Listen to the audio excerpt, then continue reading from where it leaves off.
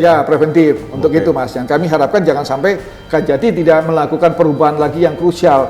Karena apa yang sudah diputuskan di dalam ekspos resmi oleh Jampidum itu sudah menyatakan tidak memenuhi unsur penyidikan itu dan harus dihentikan oleh Polrestabes Semarang.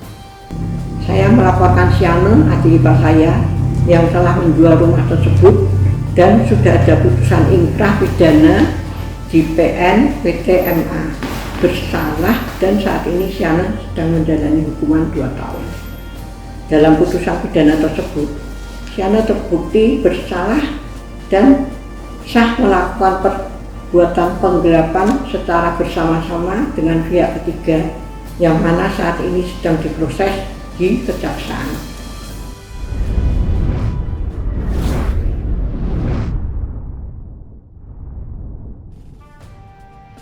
Pertama, saya mohon maaf atas mungkin kesalahan ibu saya dan kesalahan keluarga saya dan kesalahan saya pribadi. Tapi tolong, kemudian kita tahu masalah ini sekarang, kita sudah tahu faktanya seperti apa. Marilah kita lihat yang lebih baik lah ke depan. Akui saja mana yang sebetulnya. Cabut laporan, saya juga akan mencabut laporan. Saya masih menghormati ibu kue sebagai tante saya, Pak almarhum Kiantoro sebagai om saya. Kita ini dulu keluarga, damai, tidak pernah ada masalah.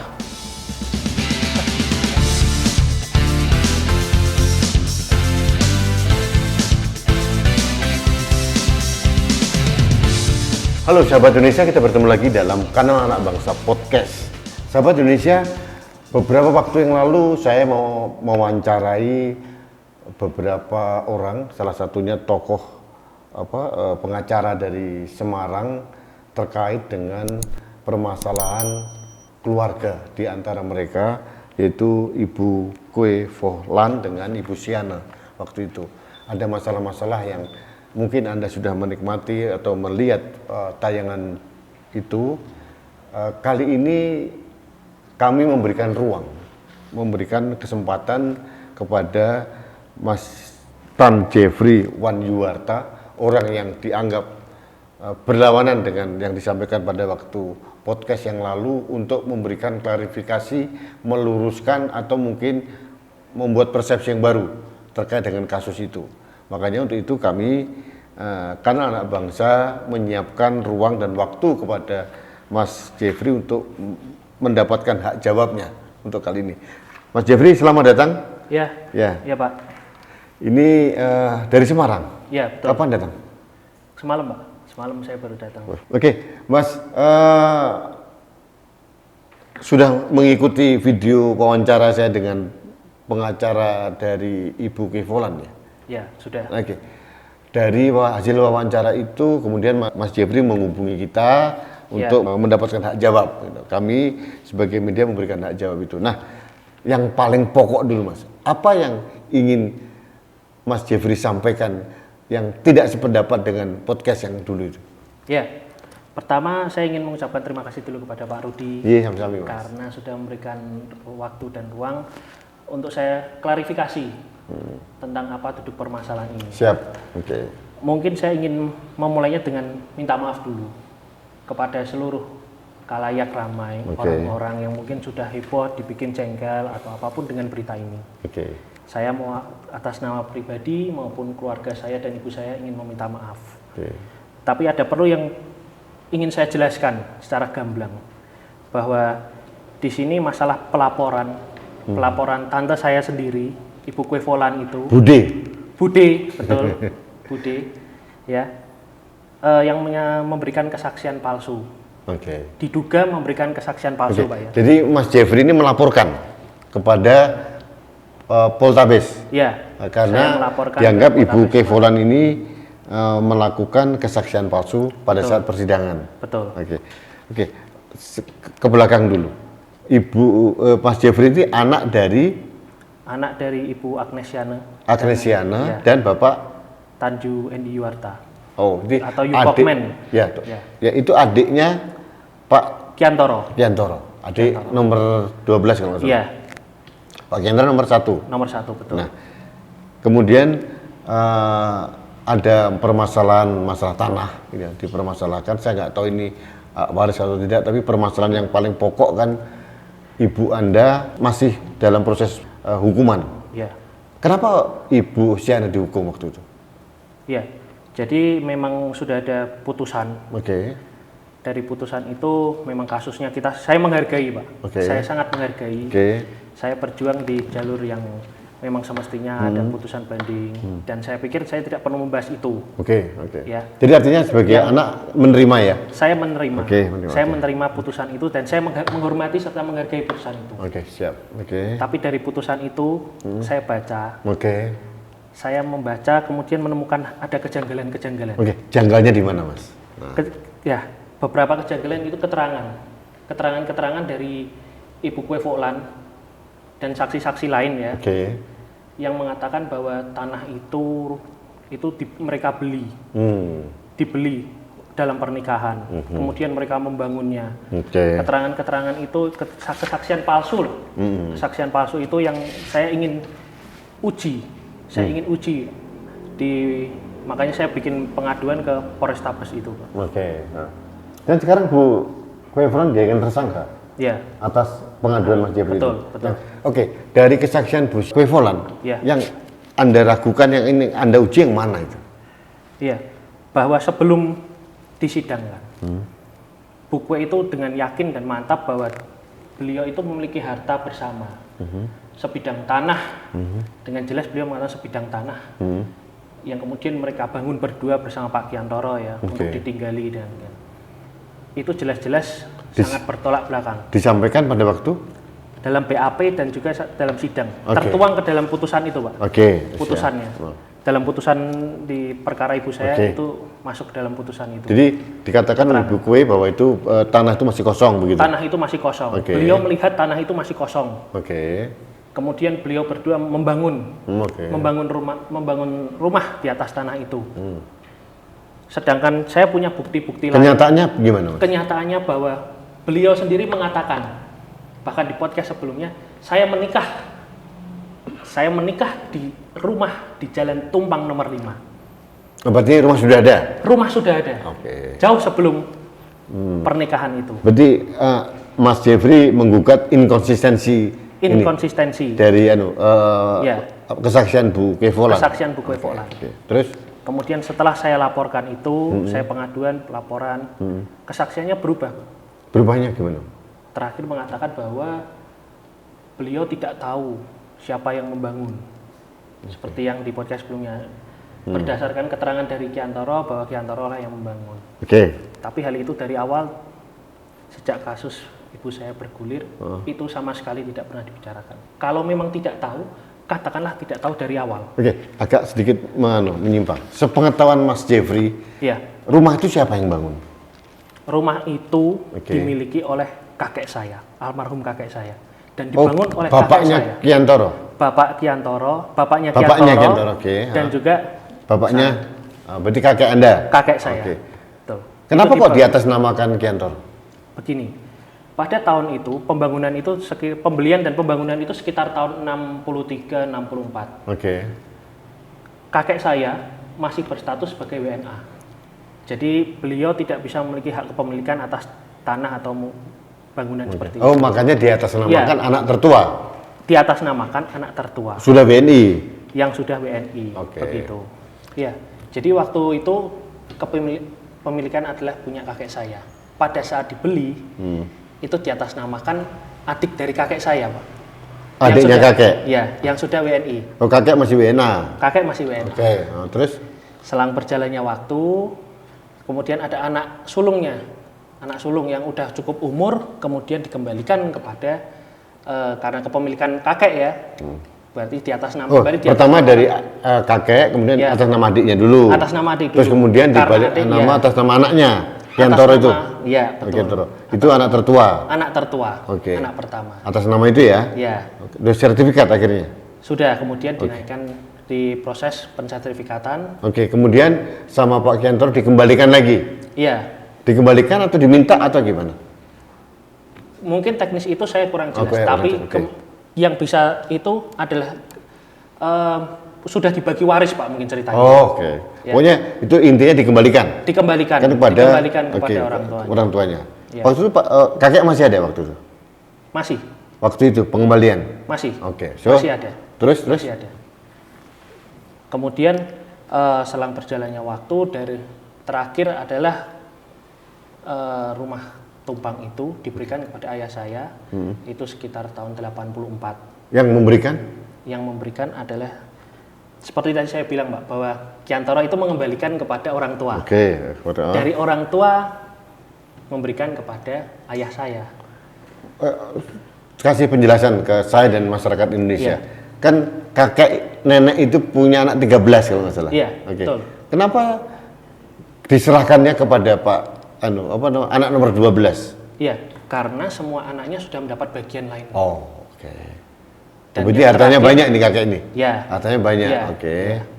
Karena sudah mendapatkan bagian masing-masing. Karena ayah saya adalah anak paling kecil, kemudian Anak kan lebih laki-laki? ya anak laki-laki paling kecil, kemudian itu diberikan kepada ayah saya. Tahun? Pada tahun 84, sekitar 84. Oke, terus lanjut, terus. Ya, kemudian dari tahun 84 itu sampai bergulir 2010 semua keluarga besar tahu. Hanya saya dan keluarga saya yang tinggal di situ. Oh, yang lain nggak di situ? Sudah tidak di situ. Oke. Saya lahir tahun 93, berarti saya bisa memberi kesaksian bahwa saya 93 saya lahir sampai saya meninggalkan rumah itu 2010 hanya saya dan keluarga saya yang tinggal di situ. Tahun 92 saya tidak mengalami, nenek saya meninggal. Kemudian kakek saya meninggal 2003 dan tidak ada yang mempermasalahkan rumah itu. Lalu kenapa setelah ayah saya meninggal baru ada permasalahan seperti ini? Oke. Kenapa dipermasalahkan? Rumah itu memang kenapa? Mau dijual atau kalau penjelasan dari pengacara kan itu karena dipilotkan ya. Memang apa ada pinjaman sebelumnya? Iya, jadi ceritanya begini, rumah tersebut diagungkan. Oke. Entah di bank, saya kurang paham Pak ya. Tapi semenjak sudah lama sekali. 2008 terakhir itu masuk ke Bank Mayapada. Oke. Sampai tahun 2010, awal tahun itu ayah saya sakit kritis. Oke. 6 bulan keluar masuk rumah sakit, Oke. butuh biaya besar. Kemudian meninggal pada Agustus 2010. Oke. Kayak orang tua. Ya, Pak siapa namanya? Pak Cukokmen. Cokokmen ya. Indonesianya Endi Yuwarta itu. Ya. Ya. Endi Yuwarta. Endi Warta Ya. itu meninggal tahun 2020 10. ya. Jadi itu tanah itu Dengan meninggal, berarti dengan itu kan Meninggalkan beliau hutang. meninggalkan hutang. Oke. Yang harus Tapi Pak enggak diselesaikan. pada waktu diserahkan dari kakek atau tanah itu sempat dipindah namakan atas nama Bapak enggak? Sudah, Oke. sudah. Itu sudah nama ayah saya. Oke. Semenjak tahun 84 itu. Oh, dipindahkan namakan Sudah. ya. Oke. Sudah. Oke. Dan kembali harus saya tegaskan seluruh keluarga tahu.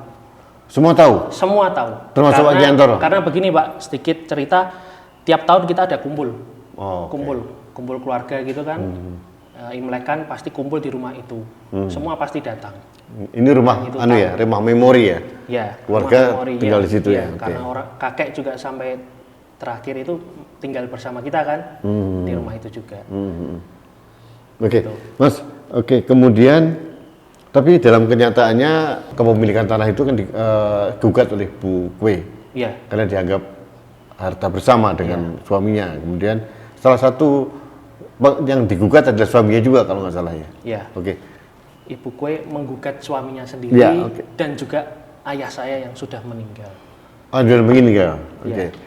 Oke, berarti itu konon sudah inkrah. Iya, Sudah inkrah ya. betul. Nah, kalau ada kemenangan di pihak Bu Kwe ya, kenapa ibu Anda masih dilaporkan oleh Ibu Kwe? Kenapa? Kasusnya apa waktu itu? Jadi Ibu Kwe melaporkan dengan kasus penggelapan. Penggelapan. Yang perlu saya ceritakan adalah bahwa tanah tersebut ketika ayah saya sudah meninggal itu masih dalam tanggungan di bank. Oke. Ya, tanah tersebut akan dilelang. Oke. Sudah ada suratnya. Kita sudah dikirimin. Kalau Dari sudah Mayapada? segera- betul, dari Bank Mayapada. Itu akan kita sita dan kita lelang. Ibu saya masih dalam kondisi keadaan duka. Setelah ditinggal ayah saya masih bingung. Ibu saya kemudian coba mencari solusi. gimana kalau tanah ini coba kita jual dulu, kita cari pembeli, siapa tahu ada lebihnya. ya ada Oke. lebihnya, ada lebihnya, Oke, terus? ada lebihnya. Kemudian ada seorang pembeli beritikat baik loh, Oke, yang mau membantu kita saat itu. Pak Agustinus itu. Betul, Oke. Pak Agustinus itu yang membantu kita. Oke, Beliau membantu kita menebus hutang di bank dulu. oke. Menebus hutang di bank Hutangnya berapa sih Mas? Mohon maaf. sekitar 3,2. 3,2. Itu pokoknya. Total pelunasannya. Terus pelunasannya 3,2 miliar. Iya. Oke. Itu dibayari oleh Pak Agustinus. Iya. Oke, terus? Sertifikat keluar Oke. dalam proses pengurusan untuk balik nama. Tiba-tiba ibu gue menggugat. Oke. Sebelumnya situ saya tanya. Nilai tanah itu sebenarnya berapa, Mas? Nilai tanah itu? Saya kurang tahu, Pak. Kurang tahu, oke. Oke, dalam proses balik nama, Bu Gue menggugat. Iya. Oke. Kenapa dia menggugat? Dia menggugat berdalih bahwa itu adalah harta bersama Oke. Oh, yang yang tadi dia dapatkan Oke. sewaktu ya, perkawinan itu ya. perkawinan, dalam perkawinan itu. Oke. Itu tahun 2000 2011. pertama kali dia menggugat. Pertama kali dia menggugat itu sekitar bulan Juni atau Juli, Pak, saya kurang. Tapi itu sesudah ada ikatan jual beli dengan Pak Agustinus. Oke. Terus apa yang terjadi? Bergulirnya waktu itu kita juga masih dalam kondisi berduka, segala macam, kita masih bingung, kok ada gugatan seperti ini. Mungkin kita punya salah, kita tidak bisa memberikan klarifikasi ataupun menunjukkan semua bukti-bukti. Kita memang kalah, Pak. Di PN. Ini kan keluarga, kenapa nggak mencoba untuk negosiasi sebagai adik kepada kakak gitu ya? Kan ini kan Ibu Isyana kan posisinya di bawahnya Bu Kwe kan? Betul. Kenapa nggak mencoba untuk Betul. pendekatan secara pribadi waktu itu? Waktu itu tidak ada pintu untuk pendekatan penyelesaian secara kekeluargaan. Oke. Saya Atau dari keluarga yang lain tidak memediasi gitu, membantu mediasi? keluarga yang lain waktu itu mungkin berpikir bahwa ya ini kenapa kok gugat-gugatan. Oke. Udahlah. Belum ada realisasinya lah. Oke. Belum ada realisasinya. Keluarga lain sudah yang lain mengupayakan, cuma belum ada realisasinya sampai Siap. sekarang. Oke. Seperti itu. Terus ceritanya gimana? Kemudian setelah gugatan kalah, ibu saya diminta pertanggungjawaban oleh Pak Agustinus kan. Oh pasti, oke. Iya. Kan udah terlanjur dibayar ya? Beliau udah keluar segitu. Kemudian ibu saya dengan sadar, beliau meminta bahwa dipilotkan saja. Ibu saya meminta ini dipilotkan. agak berbeda dengan penjelasan dari Betul. pengacara. Katanya itu pilot itu adalah rekayasa. Padahal sebenarnya keinginan dari Bu Syana sendiri. Betul, Oke. betul, Bukan rekayasa dari Pak Agustinus. betul. Karena waktu itu kita bisa bertanggung jawab seperti apa, Pak? Oke. Kita adalah orang yang awam kan, bukan orang yang paham hukum. Kita tidak tahu. Tapi melihat seperti itu kan kita bertanggung jawab seperti apa? Kita Siap. tahu tidak perlu share. Saya cerita panjang lebar. Ketika pilihannya dipilotkan atau dipidanakan, orang tua pasti akan memilih dipilotkan saja. Oke. Karena punya tanggung jawab kepada anak-anaknya dan yang lain seperti itu. Oke. Ya. Kemudian dipilotkan, singkatnya. Dipilotkan, Oke. ya, dipilotkan dan mulai pilot, proses selesai. Kemudian saya tidak begitu ingat itu tahun berapa, sekitar 2015 atau sekitar tahun itu. Tiba-tiba di 2019 ibu gue melaporkan ibu saya penggelapan atas dasar putusan tadi yang dia menang itu.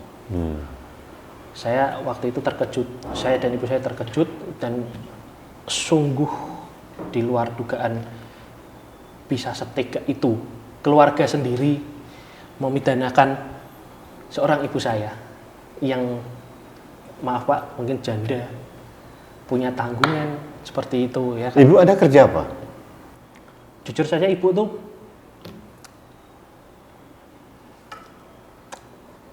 sorry Pak, Tolong tisu dulu.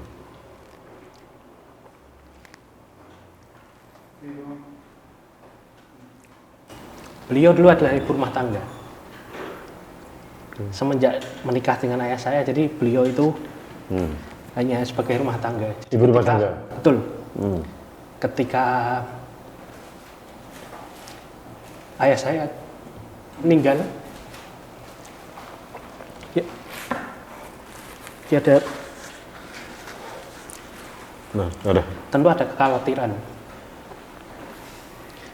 Ibu kemudian usaha buka catering kecil-kecilan, depot, tempat makan seperti itu, untuk membiayai saya menyelesaikan sekolah, kuliah. Artinya ibu tidak mempunyai kemampuan secara materi untuk mengembalikan hutang itu? Betul. Sama sekali? Betul. Ibu putranya berapa? 2, Pak. Saya anak paling Tua. besar, ya. Oke. Dan saya punya adik. Warisan dari bapak nggak banyak? Ya, satu rumah itu aja, Pak. Dan hutang? Dan hutang. Rumah yang sertifikatnya disekolahkan di Bali. Oke. Ibu Anda berjuang? Ya. Sekarang ibu Anda usia berapa? Sekarang sudah 52 tahun ini. 52 tahun. Oke. 12 tahun lalu di umur 40 sudah Ditinggal. ditinggalkan ayah. Oke. Ya. Nggak menikah lagi. Oke. Jadi hidup untuk anak-anaknya. Ya. Oke. Terus kemudian ibu digugat. Betul, ibu digugat. Atau mungkin ibu kue secara ekonomi lebih rendah dibandingkan ibu Siana, bukan? Secara ekonomi kuat mana? Menurut Jeffrey? Saya hanya bisa menceritakan saja, Pak, ya. Silahkan orang yang menilai. Waktu itu ibu ditinggal, masih ada tanggungan anak. 2. Posisi ibu kue sudah sepuh, anaknya sudah dewasa semua, sudah berkecukupan semua. Saya pikir beliau sudah cukup mampu lah, lebih berkecukupan. Oke. Jadi saya tidak mau banyak menilai terlalu jauh seperti apa. Sebagai keponakan nggak mencoba untuk sowan ke Bu Kue, Jeffrey? Saya pernah ketemu waktu itu dalam beberapa acara klarifikasi atau apapun itu, ya. Tapi sepertinya pintu untuk komunikasinya juga sepertinya ada terhalang, Pak. Terhalang? Terhalang. Itu yang menghalangi siapa? Ibu Kue sendiri atau ada orang lain?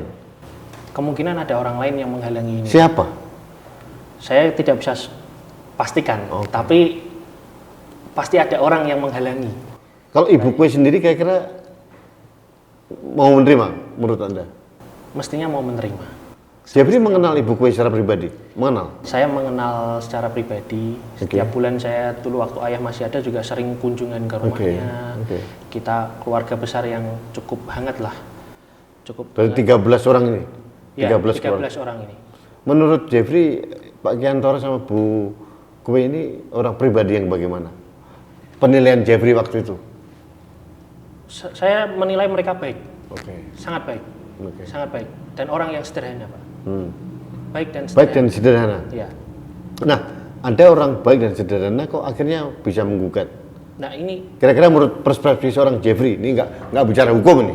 Kita bicara seorang Jeffrey. Ada orang yang mendorong untuk memprovokasi, betul. Memprovokasi untuk melakukan ini semua. Siapa itu? Mungkin dari keluarga dekatnya, Pak. Ya. Oke, ini Jeffrey mengatakan kemungkinan besar Ibu Kue diprovokasi oleh orang terdekatnya. Ya. Kenapa Jeffrey mempunyai keyakinan itu? Kenapa? Ya, saya punya keyakinan ini, Pak. Setelah saya berproses, ibu saya proses di sidang, kemudian memeriksa dokumennya, saya melihat ada kejanggalan-kejanggalan di BAP pemeriksaan saksi. Oke. Ya. Di mana satu ini yang waktu itu dibuat oleh penyidik Watsi Purnama, ya. Di sini ada pemeriksaan atas nama Handoko Nugroho. Ini pada tanggal 17 Oktober 2019, Pak. Siapa itu? Ini adalah menantu Ibu Kue, ya. Kaitannya apa dengan masalah ini? Beliau sebagai saksi. sebagai saksi dalam laporan ibu saya. Yang membuat aneh adalah ibu gue sendiri diperiksa pada tanggal 31 Oktober 2019. Oke. Pelapor memberikan kesaksian sesudah ada saksi memberikan keterangan. Anehnya di mana? Anehnya di mana? Kemudian Ibu dari kue diperiksa tanggal 31. 31. Terus anehnya Pak satu tadi Pak siapa? Pak Andoko. Pak diperiksa Andoko tanggal 17 Oktober. lebih dulu. Lebih dulu. Itu menurut Anda aneh? Iya. Kenapa aneh? Karena ini pelapornya kan ibu kue, Pak. Oke. Pelapornya ibu kue. Harusnya ibu kue diperiksa dahulu. Oke. Baru saksi-saksi. Karena bahkan di ini juga tertulis sehubungan dengan peristiwa laporan tersebut, saksi yang mengetahui adalah saudara Handoko Nugroho dan saudara Budi Tirta Yuwana. Siapa tuh Budi Tirta Yuwana? Ini sepupu ayah saya juga dan sepupu Bapak Kiantoro. Oke. Ini Itu anak nomor? Ini adalah anak dari Jupauju yang mungkin nanti akan dijelaskan lebih lanjut ya. Ya. Dan dalam kesaksian mereka bertiga, mereka kompak mengatakan bahwa Bertiga itu siapa aja? Ibu Kue, Ibu kue. Handoko, Pak dan Handoko. kemudian Budi Tirta Juwana. Oke. Itu Kompaknya kompak apa, Mas? mengatakan bahwa tanah tersebut dibeli masih berupa tanah negara dan kemudian mendirikan bangunan. Ibu Kue dan suami yang membangun Oke. rumah tersebut. Oke. Pada kesaksian Handoko disebutkan sejak sebidang tanah tersebut dibeli pada tahun 1972. Kemudian dijadikan sebagai tempat tinggal. Ketika sebidang tanah dibeli pada tahun 72, tidak mungkin pembangunannya pada tahun 62. Ini kemudian dijadikan sebagai tempat tinggal, berarti sesudah tahun 72 mereka membangun rumah itu. Oke, terus? Begitu juga dengan kesaksian dari Budi Tirta Yuwana yang mengatakan bahwa dibeli dari penduduk setempat. Padahal menurut cross check saya dengan keluarga yang tinggal, tante-tante saya, om saya yang tinggal semasa kecilnya di sana, tidak seperti itu. Yang benar? Bahwa tanah tersebut dibeli oleh kakek saya yang di atas namakan adiknya itu pada tahun 62-63. Kemudian dibangun. Itu tanah apa statusnya? Tanah, saya kurang Egendom tahu. ya? Egendom, ya, Egendom ya Pak ya. Tanah Egendom itu kemudian dibangun. Saya bahkan membawa bukti pembangunannya. Oke. Surat izin mendirikan bangunannya pun ada. Yang membangun kakek Anda? Kakek saya, Rumah itu? rumah itu. Oke. Oke Mas, oke kita Kesaksian. masuk yang biar ini ya, biar nggak mundur-mundur terus ya. Iya. Kita 2019. Iya. Oke, Mas Jeffrey mengatakan ada indikasi Bu Kue diprovokasi oleh orang terdekatnya. Iya, iya. Terus menyebut tadi dasarnya adalah dari Iya. apa namanya BAP tadi. PAP, Oke. betul. Oke, Perlu saya kasih satu tambahan lagi Pak Apa? ya. Di salah satu putusan ibu saya ada hal yang Ibu akhirnya di sidang. betul di sidang. Terus Sidang sudah vonis. hasilnya sidang apa? Divonis berapa? 2 tahun. Oh, Ibu di penjara 2 tahun. Betul. Dari tahun berapa itu? 2019. Sorry, 2020 sampai sekarang masih di penjara Ya, sekarang menjalani asimilasi. di rumah. Kondisi Ibu sehat? Sehat. Sehat, Pak. Tapi masuk penjara benar? Betul. Betul. Secara fisik? Secara fisik. Betul. Kamu Secara ditinggal fisik. 2 tahun, hampir 2 tahun gitu? Ya, itu yang cukup membuat saya harus sedikit emosi juga. Jeffrey udah married? Baru kemarin, Pak. Waktu married pada waktu Ibu di penjara? Iya, Ibu nggak hadir waktu married? betul. Adik sekarang? Adik sekarang udah kerja. Udah kuliah Dia selesai? tidak melanjutkan kuliah, Pak. Oke. Kalau Mas Jeffrey kuliah apa? Dulu saya kuliah ambil di Semarang juga sih. Apa itu? Pangan, bidang pangan gitu. Undip? Enggak di univ swasta. Swasta? Ya. Jadi Ibu di penjara hampir 2 tahun? Iya. Terus kehidupan kalian gimana waktu itu? Ya, saya tinggal berdua dengan Sama adik? adik Di mana? di rumah. Ya, rumah itu kan katanya sudah diambil alih oleh Pak Gastino dari proses pilot Kita tadi. ada kontrak rumah, Pak. Kontrak? Kontrak. Bukan rumah sendiri? Bukan. Itu kontrak rumah. Oke. Yang bayar siapa itu? Ya, kita kumpulin sisa-sisa dari kerja ini. Oke. Ibu waktu dulu Waktu di penjara tahun 2020? Ibu waktu di penjara, Ya, Jeffrey udah kerja? sudah. Oh, udah kerja. Sudah. Udah punya penghasilan. Sudah. Menghidupi Kan adiknya. saya bisa kasih bantuan lah untuk adik saya. Waktu itu adik saya belum lulus sekolah kan. Oke. Ya, Jadi hanya berdua aja. berdua. Betul. Kembali lagi Pak sedikit. Oke, siap. Ada satu kesaksian dari Handoko. Di sini beliau mengatakan bahwa beliau tahu adanya akta hadiah. Itu diberitahu oleh kepolisian. Yang menurut saya orang awam ini, saya tanda tanya. Tanda tanya, kenapa? Kenapa kok bisa kepolisian itu sampai menginformasikan adanya akte itu kepada saksi, bukan pelapor? Padahal harusnya yang mestinya tahu adalah pelapor, tapi ini malah saksi. Saksi yang diberitahu itu. Jadi ini semakin Tapi kan membuat saksi ini kan menantunya pelapor. Iya, Benar. betul. Mungkin dia tahu aja lah dari keluarga kan begitu dibicarakan. Mungkin kalau masalah tahu atau enggak bagi saya enggak anu sih. Bisa jadi dia tahu dari ibunya. Dia menuliskan dia tahu dari kepolisian. Oke. Dia tahu dari kepolisian. Di putusan ini jelas dia mengaku bahwa dia mengetahui adanya akta hadiah itu dari kepolisian. Itu yang membuat saya curiga, ada apa ini sebetulnya? Kecurigaannya Jeffrey apa? Siapa yang mendorong ibu kue ini sampai melaporkan ibu saya, memidanakan ibu saya? Itu yang harus diungkap. Belum tahu orangnya? Ya kita punya Dugaan-dugaan? dugaan-dugaan saja, tapi kan itu harus benar-benar dibuktikan. Oke. Terus siapa ya kira-kira yang menurut Jeffrey? Mantunya ini Pak. Oke, kembali ke Ibu. Dihukum 2 tahun, divonis 2 tahun. Iya. Nah, menurut pengakuan dari pengacara dari Ibu Kue, ya, sekarang justru Anda, keponakannya yang namanya Jeffrey, melaporkan beliau ke Polrestabes Semarang atas dugaan kesaksian palsu. Betul. Oke. Kenapa dilaporkan? Ini untuk membela ibu saya, Pak. Oke. Sebelum itu, Tujuannya apa, Jeffrey?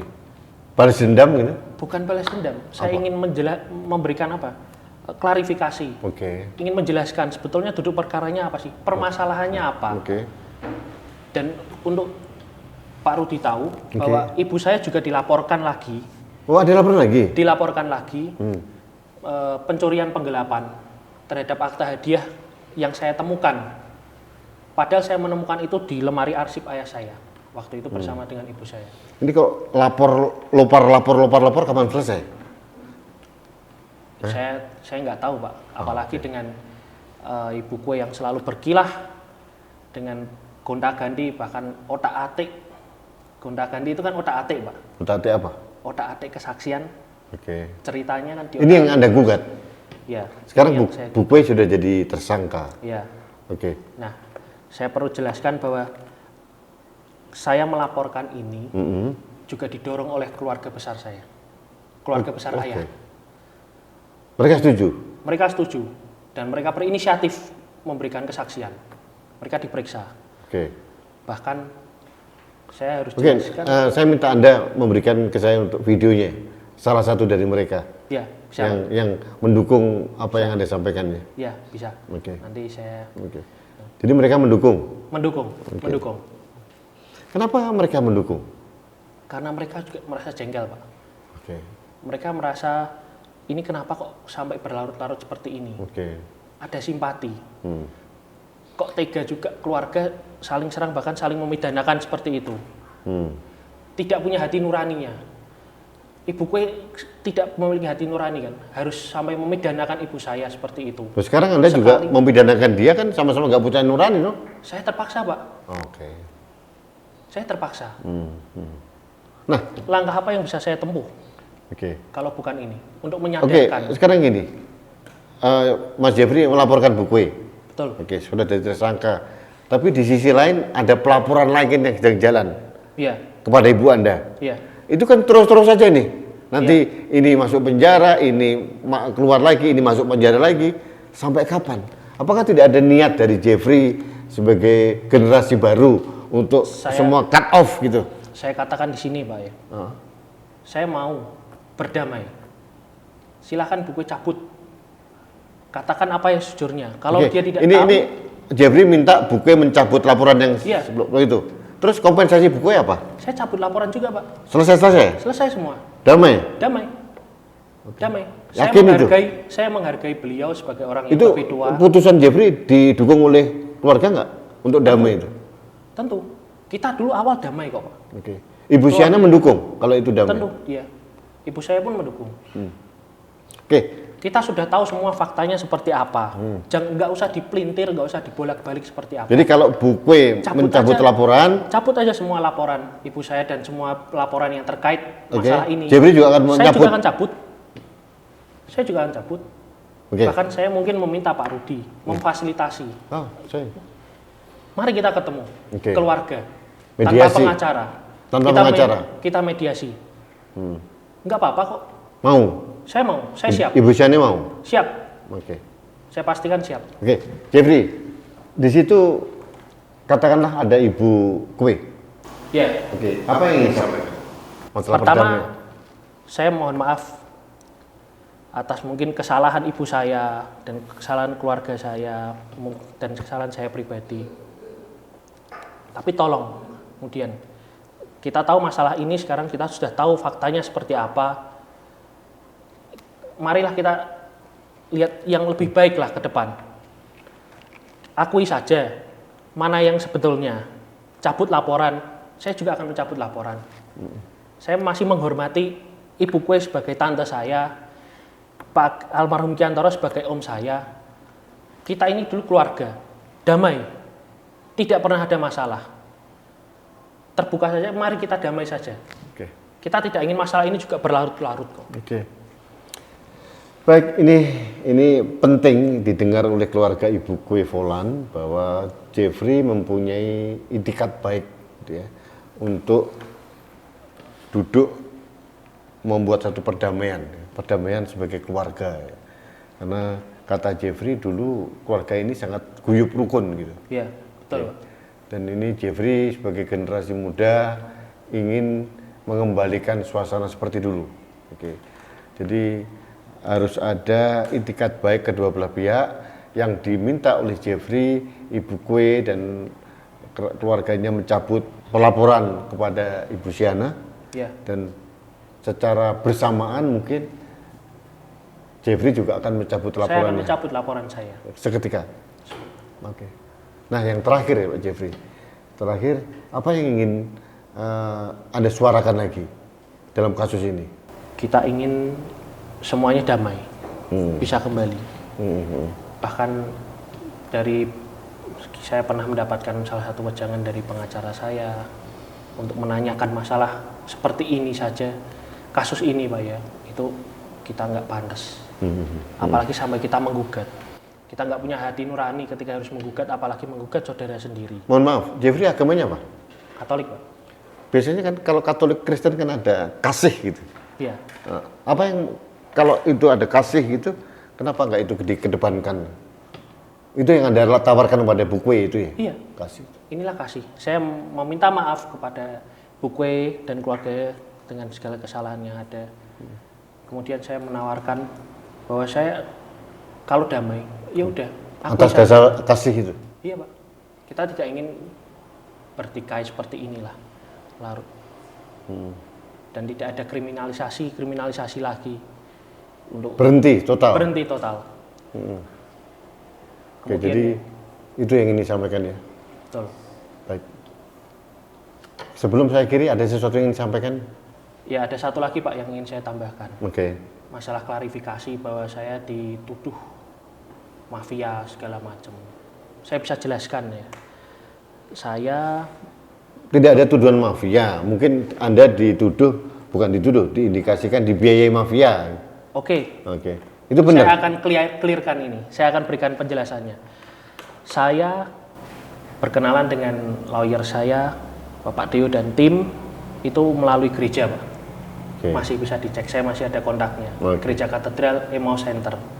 Pada awalnya saya ditolak.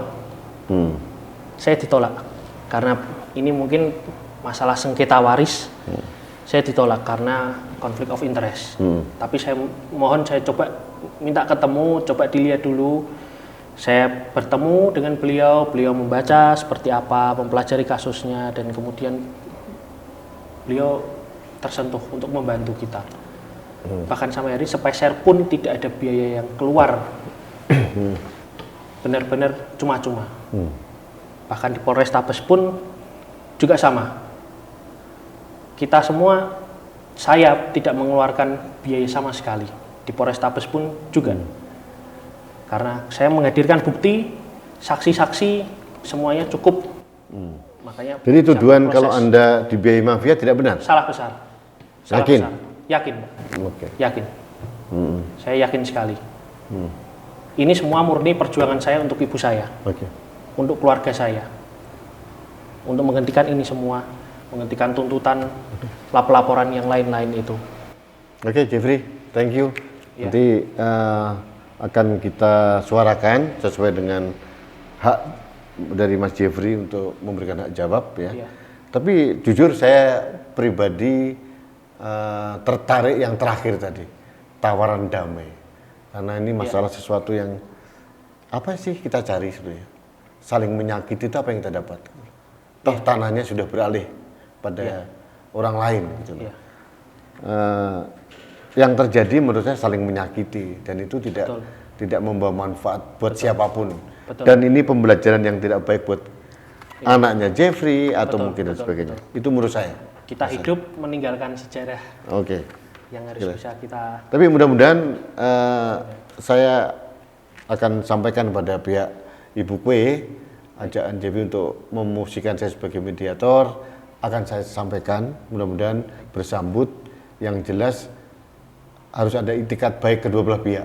Betul. Nah, tidak bisa satu pihak saja. Ya, saya kira itu ya, Mas Jeffrey. Baik, ya. Baik, sahabat Indonesia, demikian ini semacam drama keluarga yang seharusnya tidak terjadi. Dan Anda sudah tahu apa yang dibicarakan, dan saya tidak perlu menyimpulkan apa-apa. Tapi satu hal yang penting yang ingin saya kutip dari apa yang disampaikan oleh Jeffrey tadi adalah ada itikat baik seorang anak muda untuk menciptakan perdamaian. Betul. Karena Jeffrey dengan bekal kasih tadi itu merasa tidak ada manfaatnya persengketaan ini, gitu ya, saling menyakiti dan tidak ada manfaat apa-apa. Yang terjadi adalah saling melukai satu sama lain. Betul. Dan Jeffrey menawarkan perdamaian. Jadi ini juga mudah-mudahan dilihat oleh keluarga Ibu Kue Volan dan kerabatnya. Saran saya, hentikan semuanya, kita kembali menjadi satu keluarga dan sambut uluran tangan damai dari Jeffrey. Ini saran saya sebagai warga bangsa, mudah-mudahan ini didengar oleh keluarga Ibu Kue Volan. Lupakan yang lain-lain, kita memasuki babak baru sebagai keluarga besar yang dulu katanya guyup dan rukun, gitu ya. Baik, sahabat Indonesia, ini adalah panggung yang saya berikan kepada Mas Jeffrey untuk memberikan klarifikasi dan memberikan ajakan yang sangat simpatik. Mudah-mudahan ini bermanfaat, dan yang paling penting mudah-mudahan ini menjadi titik akhir dari persengketaan keluarga yang menurut saya juga tidak ada pembelajaran apa-apa buat Indonesia. Ya, jadi hikmah yang perlu saya ambil adalah ada itikat baik untuk mengeluarkan perdamaian. Itu justru yang paling indah dari drama yang kita saksikan hari ini. Terima kasih, kita bertemu kembali dalam podcast Kanal Anak Bangsa berikutnya. Sampai jumpa.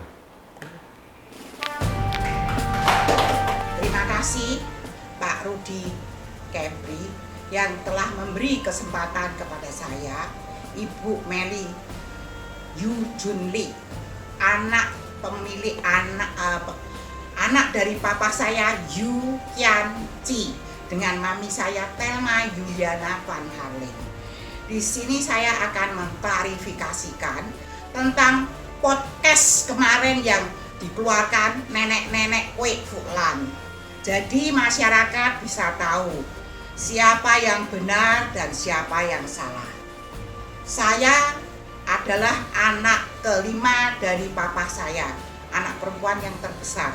Dan kakak saya, suaminya Kwek Fulan itu kakak saya yang terbesar. Jadi saya tahu persoalan ini yang sebetul-betulnya. Tahun 1963 Papa itu beli tanah dan bangunan di Jalan Tumpang, Candi Gajah Mungkur, Semarang. Papa itu seorang saudagar yang terkenal. Dia mempunyai perusahaan farmasi besar dan juga pabrik anggur cap Blasmas di Semarang. Jadi Papa tahun itu, karena Papa mempunyai anak yang 13 anak, ya. Terus Papa pindah ke rumah candi itu, Papa beli tanah, Papa bangun. Terus kami anak-anak semua diboyong ke candi. Waktu itu kakak saya yang terbesar, kalau nggak salah dia kira-kira ada 17 atau 18 tahun. Ya. Dia masih sekolah. Kita semua masih sekolah. Setelah berjalan berapa tahun, dia menikah tahun 67 dia menikah dengan kakak saya. Menikahnya aja ada di Jalan Tumpang Candi nomor 5 di rumah papa saya. Ya, jelas ya ini. Di rumah papa saya di Candi Tumpang nomor 5. Pengakuan di polisi Kwek Fulan tahun 70. Dia bilang dia yang membangun bersama kakak saya, dia yang membeli tanah. Ya, dibangun. Loh itu apa betul? Dia kawinnya dia 67. Terus 70 dia bilang kalau dia itu yang beli tanah dan membangun rumah itu. Itu dia berbohong di kesaksian kepolisian. Ya. Terus katakan semua bersatu hidup di candi. Termasuk Kwek Fulan dan kakak saya Kiantoro. Itu mama saya dan papa saya waktu itu pernah ngomong, semua anak sudah dikasih tahu, semua sudah tahu, tidak ada satupun yang membantah. Papa, mama bilang, rumah ini sudah saya kasihkan sama Amen, you kok men, adik saya yang paling kecil, ya. Tidak ada satu kakak pun, adik saya pun yang membantah dan mau merebut rumah candi. Mama sampai akhirnya meninggal. Terus papa hidup bersama Amen. Semua sudah kawin semua. Saya juga sudah kawin, sudah keluar dari rumah candi. Jadi rumah itu hanya dipakai Amen sama papa saya. Setelah itu, papa saya menderita sakit dan akhirnya meninggal. Kakak-kakak saya, adik-adik saya segitu banyak, tidak ada yang ngurus rumah candi, maksudnya mau merebut rumah candi. Enggak. Mereka tuh orang baik-baik. Enggak ada yang begitu. Apa yang sudah dikasihkan dari orang tua untuk adik saya, ya sudah. Ya. Tapi tahun 2011 Kwek Fulan itu menggugat adik saya yang telah meninggal. Ya, you kok men. Dan dia juga menggugat suaminya sendiri loh. Nggak tahu tuh suami kok digugat tuh maunya apa. Dia tuh menggugat orang yang meninggal. Itu tidak bisa kok untuk menggugat orang yang meninggal. Setelah meninggal, kamu menggugat terus-terus kepada Siane. Katanya Siane mencurilah, Siane menggelapkanlah. Yang dicuri itu apa? Kamu tahu, Bu? Sebelum Amen meninggal, ya, surat rumah itu sudah masuk ke bank karena atas namanya dia, dari mama sudah dikasihkan atas namanya dia. Jadi surat itu karena Amen mau kerja, terus surat itu dibankkan. Nggak tahu adik saya tuh meninggal karena sakit. Jadi Siane tuh dapat beban untuk melunasi utang-utangnya di bank. Kalau kamu bilang kamu Siane itu mencuri surat, loh itu surat kok bisa dicuri? Apa Siane nyuri di bank? Lah kamu tanya aja di bank itu sudah resmi enggak atas nama siapa? Kalau teken di bank itu kan harus berdua. Jadi kamu jangan mengkriminalisasi Kamu bilang Sian yang mengkriminalisasi. Di sini siapa yang betul? Kamu atau Sian? Semua cerita di kesaksian diotak-atik oleh Fulan dan saksi termasuk Budi Terta. Ya. Budi Terta tuh tak telepon karena saya dengar. Budi Terta bersaksi di sidang. Dia bilang dia tahu kalau Kiantoro beli tanah, ya, Kiantoro tuh beli tanah dan membangun itu. Saya telepon, halo Ging, Aging itu Budi Terta. Halo Ging, ya Cik, ada apa Cik? Loh, Cik Melik tak tanya ya, kamu kok jadi saksinya Kwek Fulan tuh kenapa? Kamu tahu urusannya rumah Candi? Nggak tahu. Loh kamu kok saya bilang kalau tanah itu dibeli sama Akian Kiantoro. Kamu dari mana?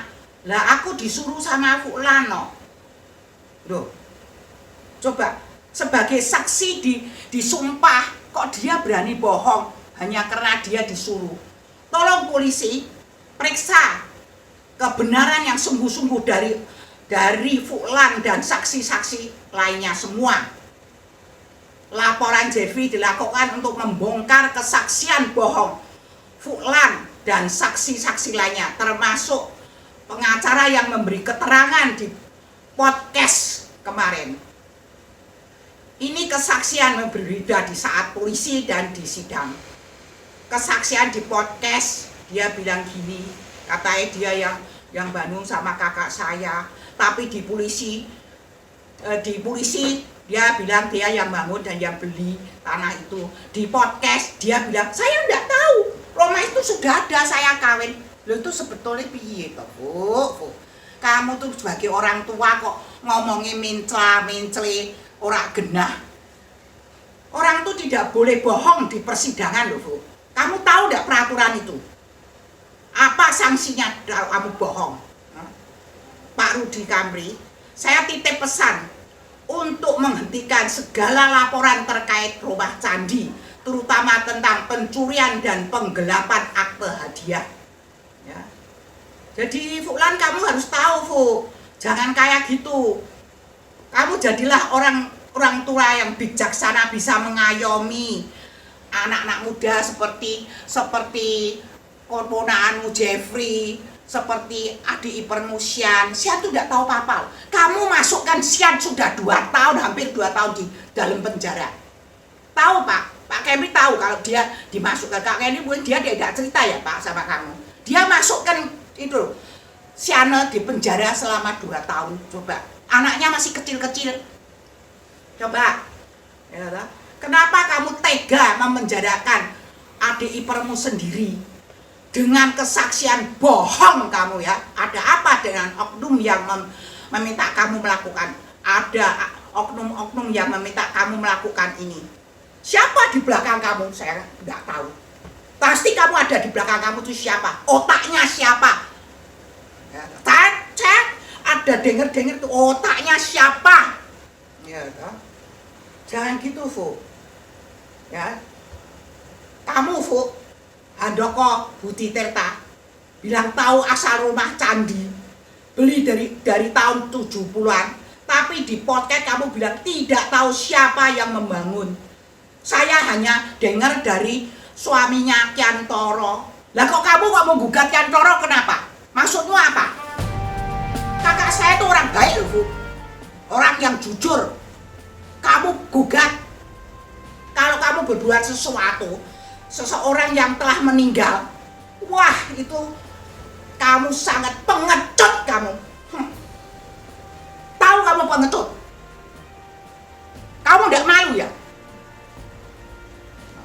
Terima kasih sudah memberikan saya kesempatan untuk klarifikasikan yang kemarin itu tentang podcastnya Kwek Fulan, nenek-nenek tua yang tidak tahu diri kamu ya. Mohon Pak Rudi bisa difasilitasikan untuk pertemuan saya dengan Kwek Fulan dan juga seluruh keluarga besar dari anak papa Yu Kian Chi. Ya. supaya kita bisa tahu siapa yang benar dan siapa yang salah. Kita sudah tua loh, Bu. Kowe wis tua, umurmu sudah 75, nenek-nenek. Aku juga sudah tua, umurku 72. Juga nenek-nenek juga, tapi aku udah kalah sama kamu. Marilah kita di momen pasca ini, kita keluarga besar Papa Yukianci saling mengasihi, saling mengampuni. Tuhan akan memberkati kita semua supaya kita bisa bersatu kembali seperti sedia kala sebelum Papa, Mama, Amen, Akien meninggal. Terima kasih.